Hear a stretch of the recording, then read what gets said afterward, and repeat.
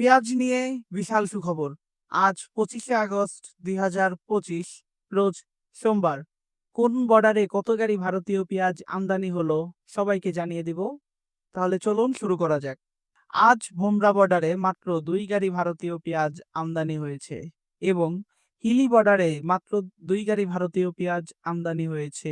কিন্তু আমাদের সোনা মসজিদ বর্ডারে, যেটা চাঁপাইনবাবগঞ্জে অবস্থিত, সেই সোনা মসজিদ বর্ডারে একটি গাড়িও ভারতীয় পেঁয়াজ আমদানি হয়নি। অর্থাৎ সোনা মসজিদ বর্ডারে আমদানিকৃত ভারতীয় পেঁয়াজবাহী ট্রাকের সংখ্যা শূন্য। এবং আমাদের সকালের স্টেটমেন্টে আমরা বলেছিলাম যে ভোমরা বর্ডারে 22 গাড়ি ভারতীয় পেঁয়াজ আমদানি হতে চলেছে, কিন্তু এই 22 গাড়ি ভারতীয় পেঁয়াজ ওপার সীমান্তে ছিল। এই 22 গাড়ি ভারতীয় পেঁয়াজের মধ্যে 20 গাড়ি ভারতীয় পেঁয়াজই ছিল অনুমতি প্রাপ্ত বিহীন, অর্থাৎ এগুলো নতুন আইপির অপেক্ষায় ছিল।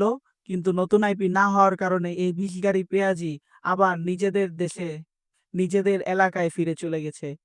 এবং 2 গাড়ি পেঁয়াজ মাত্র আজ ভোমরা বর্ডার দিয়ে আমাদের দেশে প্রবেশ করেছে। অর্থাৎ আজ হিলি বর্ডার এবং ভোমরা বর্ডার মিলে সর্বমোট মাত্র 4 গাড়ি ভারতীয় পেঁয়াজ আমদানি হয়েছে। সোনা মসজিদ বর্ডারে কোনো ভারতীয় পেঁয়াজ আমদানি হয়নি। তো সবার আজকে নিউজটি শুনে অনুভূতি কি কমেন্টে জানাবেন, এবং যে কোনো প্রশ্ন থাকলে আমাদের কমেন্টে জানাবেন। সবাই ভালো থাকবেন, সুস্থ থাকবেন, মন দিয়ে ব্যবসা করবেন। খোদা হাফেজ।